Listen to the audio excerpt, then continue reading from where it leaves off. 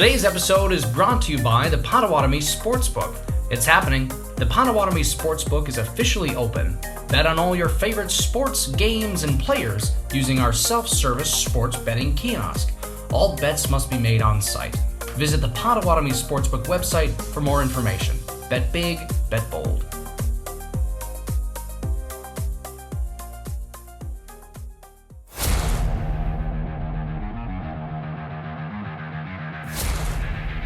All right, we are back in. So we are going to go through our MLB All-Star Game and our ballots. All right, so of course AL, NL, we have some really good talent this year. I have my picks. Liam's going to give me his pick. Yeah. We're going to start, of course, first base. Wait, one sec. It's the All-Star. It's the the All-Star ballot. Man, neither of us can talk right now. Is the All-Star ballot presented by BuildSubmarines.com.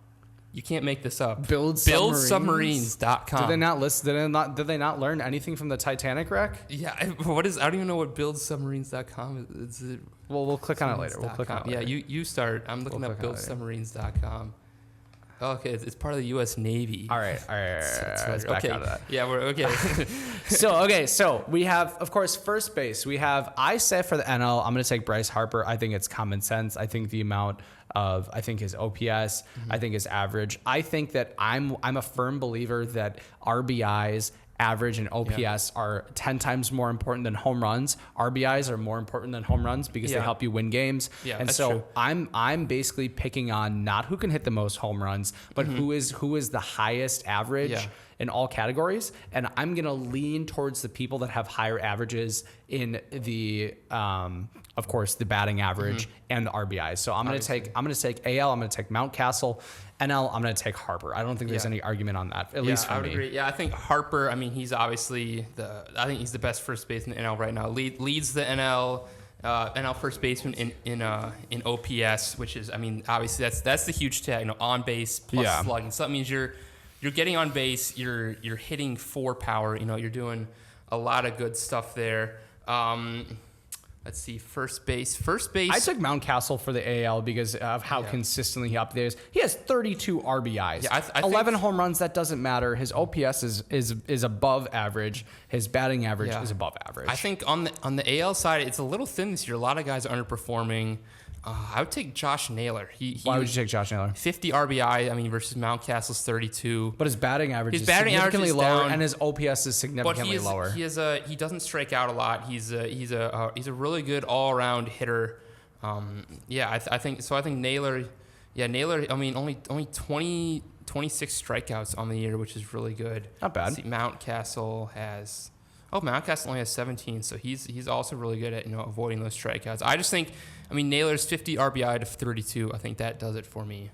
I think the higher RBIs helps you win games. We're going to go to second base. For the NL, I'm taking Bryce Turang all day, and the reason being, I don't care that he only hit 3 home runs. He's basically 6 points short of a 300 batting average. His OPS, I wish was higher, but for a first baseman, I think he has for a second baseman, I think he has a great amount of RBIs, and he's on the Brewers, and I'd really like to see him get his flowers. For the AL, I took Altuve. I personally don't think there is much debate when he has the batting average, the RBIs, and the OPS that he has. He's not going to hit that many home runs for you, but Altuve has shown time and time again that he can win games for you.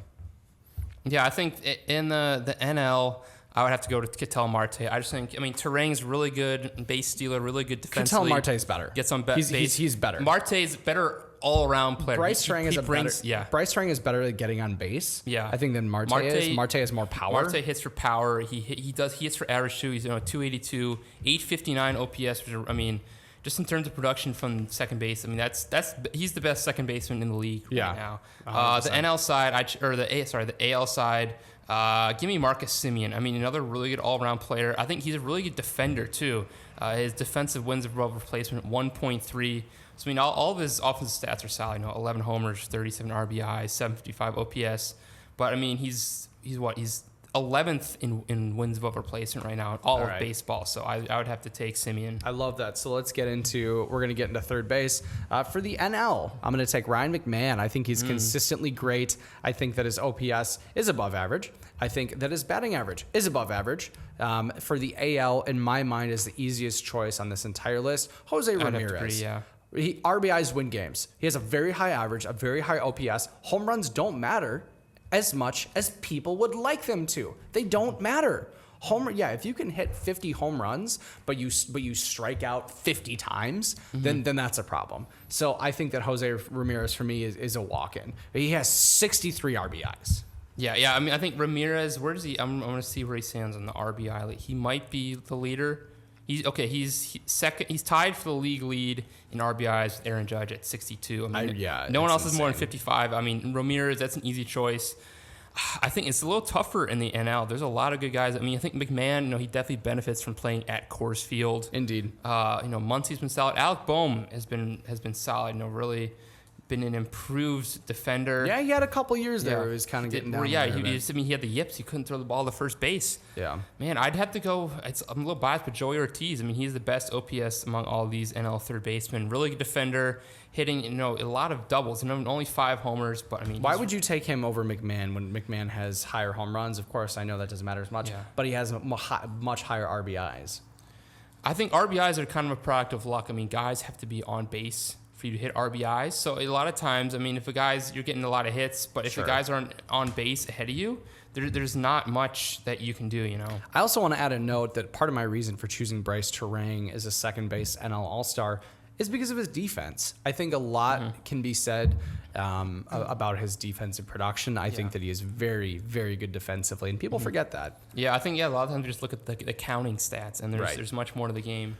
Okay, moving on to shortstop. I think these are 2 very easy choices to make. I mean, Bobby Witt Jr. I'm taking Bobby Witt. Low home run. Who cares? He is the top 3 in OPS average and RBI. I mean, he's an MVP candidate easily. Yes. And then on the NL side, I mean, Mookie Betts. Obviously, I mean, Trey Turner's been good, but Mookie Betts. Batting average is, sorry to interrupt, Bobby Witt Jr.'s batting average is not just above 3. It's not just above 310. It's not just above 320. It's a 326. Yep. Do you know how insane that is? Yeah, and then NL side, Mookie Betts 6 in WAR right now. That's you can't beat that. The Mookie Betts is the obvious choice. Okay. I think that for catcher, for the AL, I'm going to go Salvador Perez. He's very consistent. It was between him and Wong. The reason why I chose Perez over Wong is because I think Perez is consistently better. For the NL, I chose Contreras. The glow up this kid has had is incredible. I remember him catching bullpens when the Braves came and played the Brewers 2-3 years ago. He is a very, very hard position to be good consistently at. Catchers have it rough. They have to spend their time in the dirt, framing balls, getting balls hit in the back of their head, maybe even a bat to the back of their head, and then they have to go in and try to hit above 3 for an average.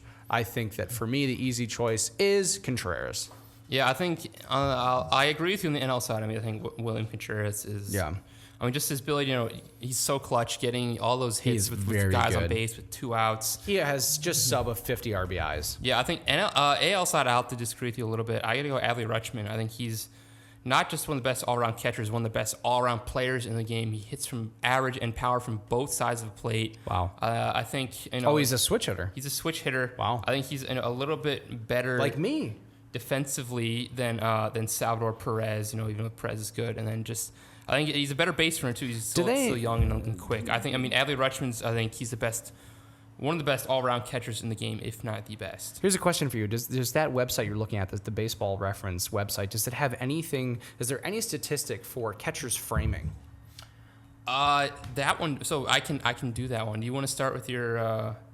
So it's Baseball Savant does the framing. We got to be quick on this, but yeah, let's take a look. They have Baseball Savant is awesome. They have catcher blocking, catcher framing, catcher pop time, catcher caught stealing above average. So you want to look at framing?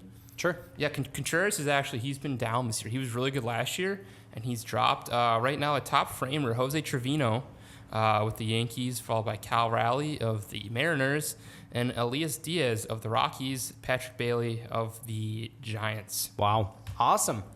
Lots of good stuff here. Let's move on to, of course, we're going to go into the outfield.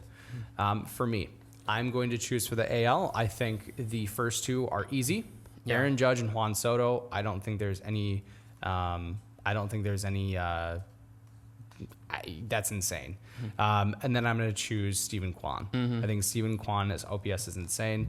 I think his average is what is doing it for me. For the NL, I'm going to choose Yelich. I think Yelich deserves it this year. He's hard hitting balls and he's getting on base. I'm going to choose Profar, and then I'm going to choose in the last spot in the NL Teoscar Hernandez. Okay, yeah, I think I agree with you most in the AL. I mean, Judge and Soto. I mean, shoo-ins. They're the only two. They are just so good. I think are they the only? I want to check their OPS. I think they're the only two guys with an OPS above 1,000 right now. They are so good. So good. On your third one, I have to disagree with you a little bit. I would have to put Kyle Tucker above Steven Kwan. I think Tucker is the better all-around player. You know, obviously Kwan, really good batting average, batting .380, really good. You know, speedster, get on base, good in the outfield. But I mean, Kyle Tucker, 7th in Major League Baseball in WAR. I think you can't leave that off. And he's 9. They have equal OPS as both 979. Yeah. Well, let's move into the DH. Well, I get to go NL side. Yeah. NL side, I agrre with you, Yelich. I mean, he's batting .325. Which he hits phenomenal. hard and he hits on base, and I think that's what really matters. And also, I mean, as much as I'm not a huge Jurickson Profar fan, but I think you got to go him. He's just been so productive. I agree. And then, man, the last one. Take Hernandez. I just think he's another guy where he's a little bit lucky with his RBIs, and there's a lot of guys on base ahead of him. I think that Ramos would be also a very good choice. Helio Ramos. Well, he just started hitting well recently. Man, I would go. I'm trying to remember. I filled this out earlier and I forgot who I chose. I might have to go. I just think I'd have to go Tatis. I think Tatis it's in terms of all around players again. I think Tatis. He's been phenomenal as a defender. I like it. All right, so we're going to go to the DH. For the AL, I think for me, I think the easy choice is Rooker. I think that Stanton would also be a very good choice. Really? The reason I didn't pick Stanton is because I think that Rooker is more consistent than Juan Carlos Stanton. Mm-hmm. Yeah, I mean, Rooker gets on base a lot more. He has the same power that he did last year. He's striking out a little bit too much still, but he's getting more bases. I think his batting average is up something like 20 points for last year. And last year he had 30 home runs. Yeah. So, he's been really good. NL, I mean... I would love to give it to Ohtani, but Ozuna is a walk-in. Man, I just think... I mean, Ohtani is... I think his base running, he's got 15 stolen bases. Ozuna doesn't have any. Both, I mean, among the league leaders in OPS. But if you look at WAR, Ohtani is 9th. Where's Ozuna? Ozuna's 24th, so I got to go Ohtani on this one. Fantastic. Awesome. Well, that's great. Let's go into our college athletes of the week. We're going to move on to them here. We have Ava Melvin from Port Starboard. What? Port Starboard? Is that the name of the school? No, that's what she does. Oh, Ports. Oh, dude, I was like, what? Of course, for Michigan women's rowing. On a boat. That's funny. Freshman from Oconomowoc attended DSHA High School, had 2 first-place finishes this season as part of an 8-rower crew, part of a Michigan team that qualified for the NCAA D1 Rowing National Championships. Yeah, on the men's side, we have Ryan Stefiuk. Stefiuk? Stefiuk, I don't know. I feel like that's why funny. I took Ava. Yeah, exactly. That's why I took Ava, you passed on the hard name. I feel like I always choose the hardest names, which I don't know why that happens. He's a pitcher for the University of Tampa men's baseball. He's a junior, attended Green Bay Preble High School, pitched in 10 games this year, finished with a 3.29 ERA, 15 Ks, and 13.2 innings pitched. Part of that Tampa team that won the D2 National Championship. He's got an interesting career, redshirt at Vanderbilt his freshman year in 2021. That was a really good Vanderbilt team. Had multiple first-round picks in the MLB draft. Then he spent the last 2 years at State College of Florida, which I believe is a junior college. Then moving on to Tampa and won D2 National Championship. So congrats to both those athletes. Congratulations. So we're going to do some blind ranking here. Liam, I'm going to start us off with doing some blind ranking. Yeah. I'm going to ask you 5 players. Mm-hmm. And I want you to answer me, blind ranking, 1 being the best, 5 being the worst. Who you think would be most enjoyable to have at a party. At a party, okay. Okay. You ready? Yep. Number 1, we have Wes Welker. And write this down. Write this down here. Here, I'll give you a... I need a, yeah. I got a pen right here. Wes Welker. I mean, I'm trying to think. Who's the more interesting? I think Julian Edelman's the more interesting wide receiver from New England, right? So I'd have to put... I just don't think Wes Welker would... He'd just be kind of boring, He doesn't seem... He's not really... You don't really see him in the media, do you? So I put him... I put him at 4. Yeah. Just Wow, you're not because putting him at 5. Because I feel like there might be someone that's just like outwardly like a bad person I don't want to be around. Okay, number 2, we have Aaron Hernandez. Would Aaron Hernandez be fun to have at a party? No, I would not feel safe with that man at a party. No, I'm putting him at 5. I mean, unless you have like another murderer on this list. Next I'd have up, to put Fernandez at 5. we have Cam Newton. Cam Newton. I mean, he seems kind of, well, I don't know. He seems kind of annoying, but I mean, I'm just remembering that. Come on. I'm just remembering the video of where he's at the resort and he's playing catch with the kids. Cam Newton's a great guy. Don't say he's annoying. What do you mean he's annoying? I put him at 2. What kind of crap is this? What kind of put him crap at is 2. this? The next one, we have Robert Gronkowski. Gronk? Oh, Gronk is 1. Gronk would be a blast to have it. I'm glad I... And the next person, Bill Belichick. Yeah, he's a... You're gonna take Bill Belichick over Wes Walker and Aaron Hernandez? Wow, I don't want Aaron Hernandez at a party. That would ever. Be I would not want to be. That would be I mean, insane. Welker's kind of boring. Bill Belichick would be funny. I mean, obviously he probably wouldn't want to be there. Like he'd be. But if you could get a couple drinks in him and get him like kind of just start talking, I feel like he'd say some funny. He could shit. say some stuff yeah. I'm very happy with that. Of course, do you notice the theme from this list? It's all Patriots. All Patriots. Okay, Ex-Patriots. What do you have? Well, I got my traditionally trivia. So I have a list here of the last first round QB drafted by each team in the NFL. Which 5 teams have gone the longest without drafting a quarterback in the first round? We are going to go We're going to go with the Seahawks.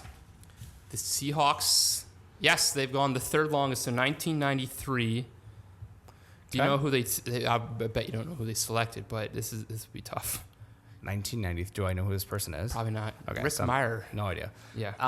Okay, 1993. Of course, I'm gonna say Bears. I'm kidding. The Bears. Okay. I'm gonna say the Lions. Yeah, they are the 5th longest. They took Stafford in 2009. See, I'm getting these. Okay. All right. Well, I'm going to take the Buccaneers.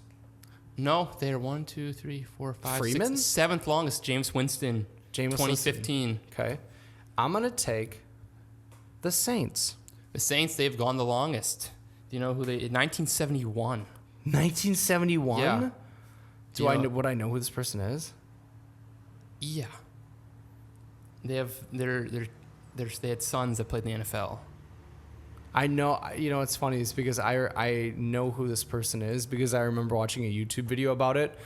Don't know the name. You're gonna say the name, and I'm gonna be like, oh damn. Archie Manning. Yep. Damn.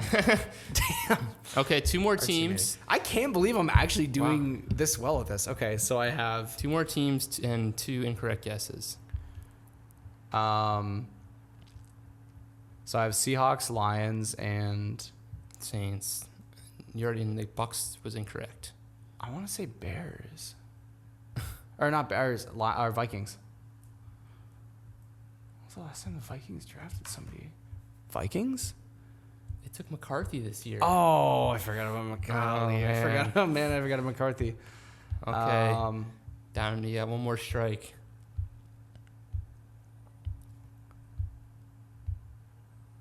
The Patriots drafted a quarterback this year in the first round, didn't they? I need a yes or no. I can't tell. That's my hint. That's not. You don't get it. No. Patriots. They took Drake May. I forgot about Drake May. Okay. So number 4, 4th longest. The Raiders, surprisingly. Jamarcus Russell in 2007. Second longest. Those VHS tapes that he never watched. Yeah, second longest, 1989. Any guess? First overall pick out of UCLA, Troy Aikman of the Cowboys. The Cowboys? Cowboys. Oh, nice.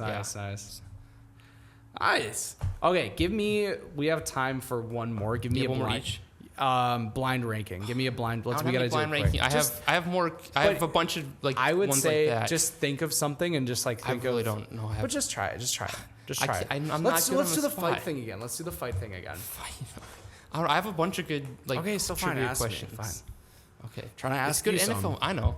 Well, I thought you would. Do you have anna one to ask? Yeah, I could. Okay. I definitely. Well, have you some want to ask fighting. me, and then I'll ask you one. I definitely have some fighting matchups. Okay. Who would win in a fight, Jamarcus Russell or Ryan Leaf? I mean, Russell's the bigger one, so I'd take Russell. Dude, Ryan Leaf went to prison. Not for fighting somebody, though. Yeah, but you know damn well that it was probably not the easiest time in prison. Yeah, I don't know. But I mean, I'd still take Russell. Who would win in a fight, Bill Belichick or Mike McCarthy? Belichick, he's crafty. I'm talking about boxing. You can't be crafty in boxing. What do you mean that boxing's all about crafty? No, dude, you can't be crafty. Fat. You can't throw a punch. I don't think Belichick can throw a punch. Well, I know. Are we talking about boxing? You just said a fight. Oh, okay, fine. I thought we were fighting where it's like a street you fight. Can't kick him in the UFC. nuts or like. Well, you said a fight. I thought anything but you goes. Can't, you can't. You cannot kick somebody in the nuts in a fight. You never specify what kind of fight is going on. Are you a dirty fighter? I don't fight. But if you had to fight, would you be a dirty fighter? I wouldn't fight. You pacifist. Yeah, I'm a pacifist. I mean, I've never fought. You never specify what kind of fight I'm at. Well, dude, how am I supposed to know? I didn't know you were. Wait. I didn't know you were. Hold on. No. I didn't know you were talking about boxing. No, but when you do boxing, you can't kick somebody in the nuts. That's not. I'm talking about a fighting where no like gouging out somebody's eyes. I know you're no talking about a boxing match where they're like wearing gloves and stuff. But maybe like UFC or something, right? UFC. But my only rule is no dirty. You can't be dirty. I didn't say dirty. What was the word I used for Belichick? I said crafty. He's crafty. He's smart. I think Mike McCarthy is just kind of a blob, an amorphous blob. Yeah, exactly. A slow, fat blob. Yeah, I'd take Belichick. I would tend to agree. Okay, one more. Who would win in a fight? You have Cam Newton. Mm-hmm. Okay. Cam Newton, he can fight. He's got that dog in him. Who would you take? Oh, man. I was thinking Newton, but I mean Metcalf is just a physical monster. He is. He is a one-of-one specimen. I'd have to go Metcalf. We unfortunately have to wrap things up unless you really ridiculously short. Go for it. We got to be quick. I got one more. Okay. So when's the last time? So I have the last time each NFL team had a quarterback who threw for at least 30 touchdowns in a season. I went to 5 teams that have gone the longest without a quarterback. I'm telling you right now, we do not have time for this, for the video aspect. Oh, come on. Unfortunately, we have a very short amount of time left. Okay, what about the... Okay. Actually, no, maybe we do. We have 5 minutes left. Yeah, we have 5 minutes. Okay. It's the last one.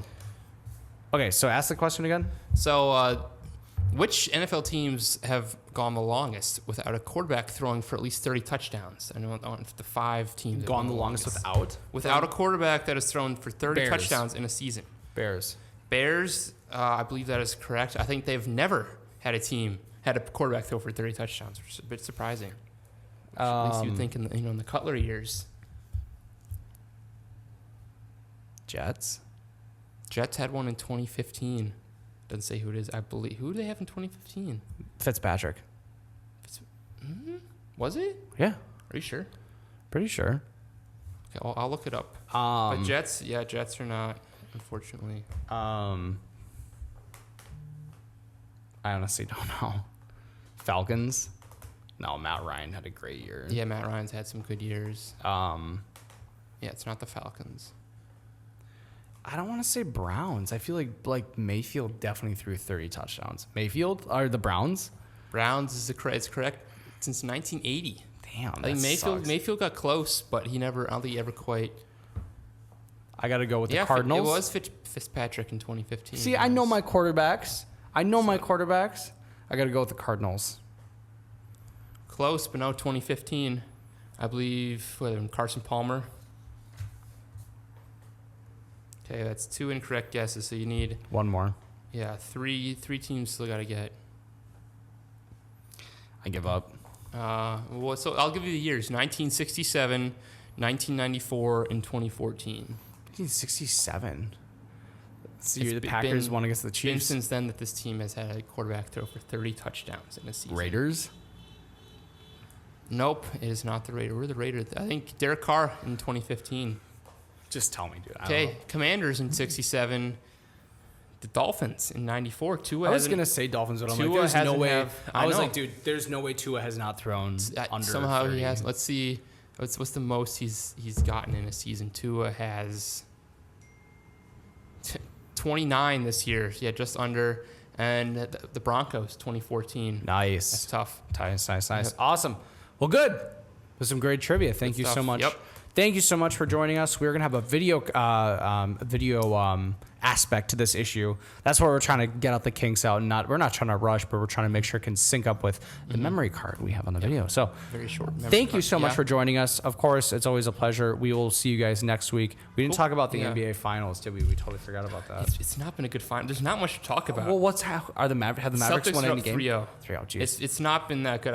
We're not missing out on much. I haven't watched the games. I don't think it's fair for us to comment. I know. Hopefully we'll have next some week. guests. We'll talk to you guys next week. Hopefully we'll have some guests in the future. We'll try to get that on. So. Absolutely. Well, thank you so much for joining us. In what many called a rebuilding year in Green Bay, after all this, it was all about the future, right? Well, for this Packers team, on this day in Green Bay, the future is now, and so are the playoffs.